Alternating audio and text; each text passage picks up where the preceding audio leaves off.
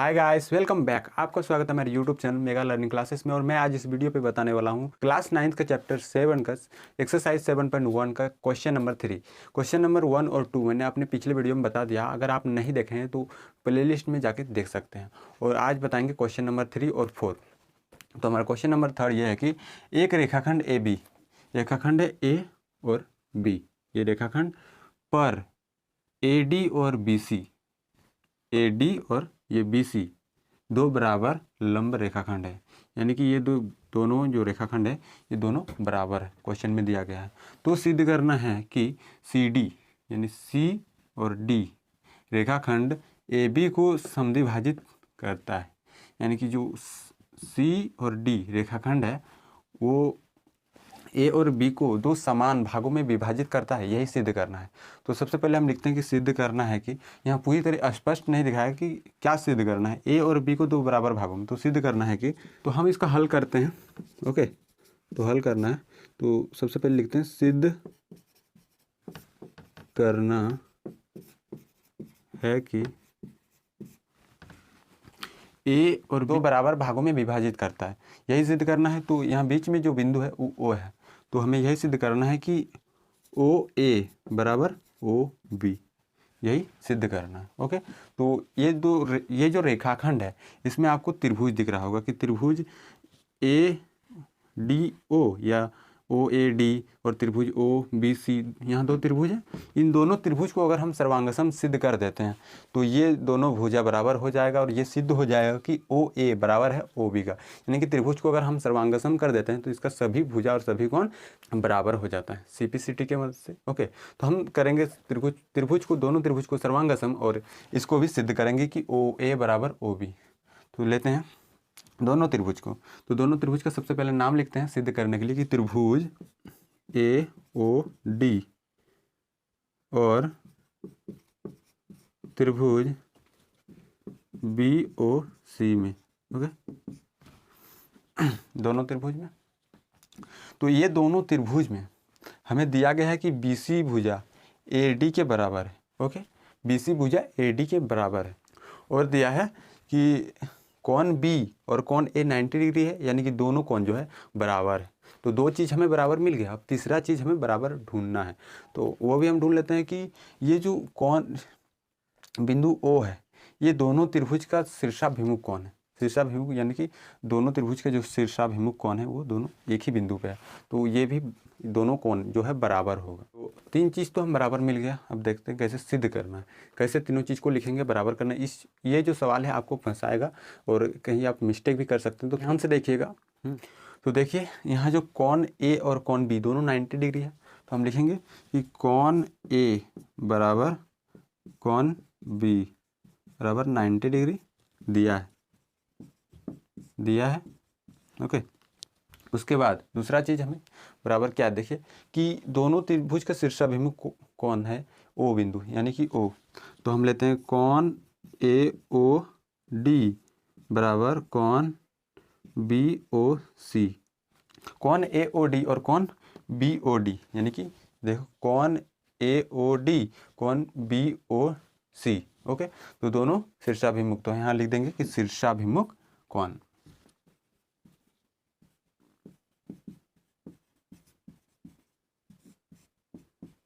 शीर्षाभिमुख कोण। ओके, वो तीसरा चीज है जो बराबर हमें दिया गया है कि ए डी बराबर है बी सी, तो ये ए डी बराबर बी सी दिया है। ओके, तो हमें भी दो त्रिभुज को हमें बराबर करने के लिए तीन चीज बराबर करना होता है। तो हमें ये तीन चीज बराबर मिल चुका है। हम करते हैं त्रिभुज को सर्वांगसम, यानी कि त्रिभुज को सर्वांगसम सिद्ध करते हैं। दोनों ये त्रिभुज ए ओ डी और त्रिभुज बी ओ सी को सर्वांगसम सिद्ध करेंगे। उसके बाद और ओ बी जो है बराबर हो जाएगा CPCT से। तो किस नियम से, मतलब एंगल भुजा, यानी कि एंगल भुजा, यानी कि ए और एस से, AAS नियम से ये सिद्ध हो गया।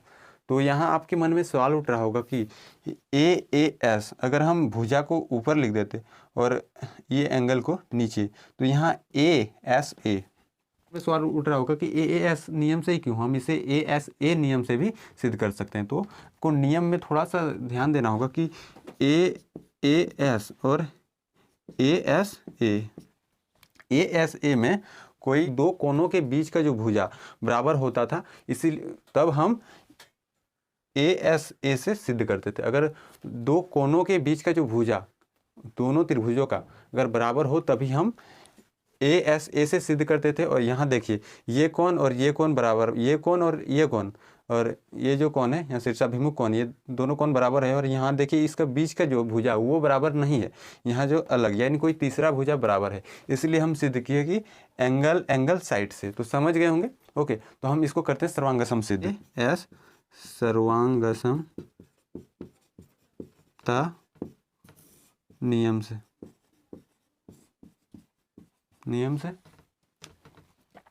त्रिभुज AOD सर्वांगसम त्रिभुज BOC।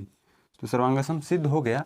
देखिए यहाँ सिद्ध हो गया सर्वांगसम। अब यहाँ जो सिद्ध करना था हमें कि OA बराबर है OB के, तो ये भी सिद्ध हो जाएगा कि OA बराबर है OB का। तो कहाँ से? CPCT से, यानी कि सर्वांगसम त्रिभुजों के संगत अवयव के कारण। तो समझ चुके होंगे। अगले सवाल पे चलेंगे। अगर समझ में नहीं आया तो कमेंट बॉक्स में जरूर बताइएगा। तो अब चलते हैं क्वेश्चन नंबर 4 पे। तो ये रहा क्वेश्चन नंबर 4। तो इसमें देखते हैं क्या क्या करना है। और यहाँ जो है आपके बुक में फिगर दिया होगा हर एक सवाल में। तो ये रहा क्वेश्चन नंबर 4 की L और M दो समांतर रेखाएं हैं, यानी कि ये रहा L और ये है M, दोनों एक दूसरे के समांतर रेखा है। ओके, और जिन्हें समांतर रेखाओं P और Q के एक अन्य युग्म प्रतिच्छेद करता है। P रेखाखंड P और रेखाखंड Q जो है L और M को प्रतिच्छेद करता है, वो यही बोल रहा है। तो सिद्ध करना है कि त्रिभुज ABC सर्वांगसम त्रिभुज CDA। तो इस त्रिभुज में आपको कुछ मतलब दिया नहीं है कि बराबर इतना है, या फिर ये भुजा इसके बराबर है, या फिर ये कोण इसके बराबर है। इसमें थोड़ा सा आपको समांतर चतुर्भुज का जो है धर्म याद करना होगा कि समांतर चतुर्भुज का सम्मुख भुजा या सम्मुख कोण बराबर होते हैं। आमने सामने की भुजा और आमने सामने की कोण बराबर होता है। ओके, तो यही बात आपको ध्यान पे रखना है। चलिए हम इसको सिद्ध करते हैं। ओके, ध्यान से देखिएगा, ज़्यादा हार्ड नहीं है, बहुत आसान है।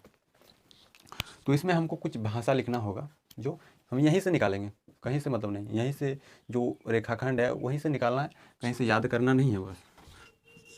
हल तो हम लिखते हैं कि जो रेखाखंड L समांतर है M, तो L समांतर M और P समांतर Q, ये जो डबल डैश है इसका मतलब होता है समांतर। ओके, समांतर Q है, हाँ Q है जो एक दूसरे को प्रतिच्छेद करता है। तो L समांतर M और P समांतर Q है जो एक दूसरे को प्रतिच्छेद करता है। अतः ABCD चतुर्भुज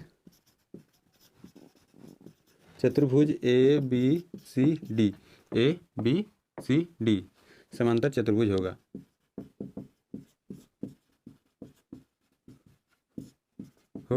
ओके, क्योंकि ये जो सब रेखाखंड है वो सब समान, यानी कि P समांतर Q है और L समांतर M है, और समांतर रेखाओं के प्रतिच्छेद करने से जो बना चतुर्भुज है वो भी एक समांतर चतुर्भुज ही होगा। ओके, तो समझ गए होंगे।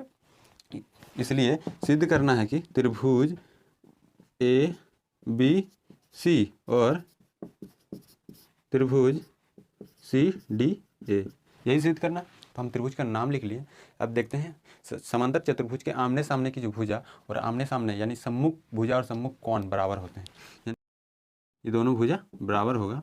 ओके, और AB और CD, AB भुजा बराबर होगा CD के और BC भुजा बराबर होगा AD के। तो दोनों भुजा बराबर है, और यहाँ कोण B और कोण D ये भी बराबर होगा। तो हमें तीन चीज़ तो बराबर मिल गया।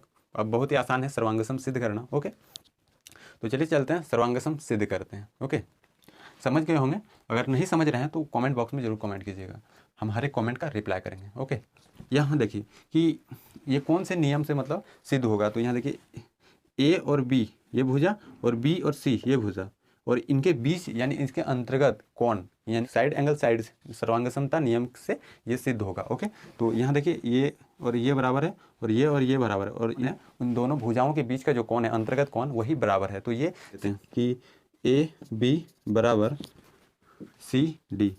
ओके, और कोण बी बराबर कोण डी और बी सी भुजा बराबर ए डी। ये कहाँ से? समांतर चतुर्भुज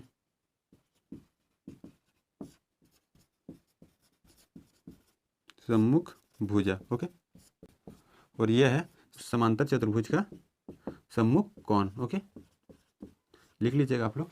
और यह भी है समांतर चतुर्भुज का सम्मुख भुजा। ओके, हाँ, तो यहाँ देखिए 3 चीज़ बराबर हो गया और किसी भी त्रिभुज को सर्वांगसम किन्हीं 2 त्रिभुज को सर्वांगसम सिद्ध करने के लिए 3 चीज़ बराबर करना जरूरी होता है। तो यहाँ 3 चीज़ बराबर हो गया है, तो यहाँ लिख देंगे कि एस ए एस सर्वांगसमता नियम से ओके कि त्रिभुज ए बी सी सर्वांगसम त्रिभुज सी डी ए। तो प्रूव्ड हो गया, प्रूव्ड। ओके, अच्छी तरीके से समझ गए होंगे तो उम्मीद करते हैं। तो अगर समझ में नहीं आया तो कमेंट बॉक्स में जरूर कमेंट कीजिएगा और मिलते हैं अगले वीडियो में। तब तक के लिए बाय।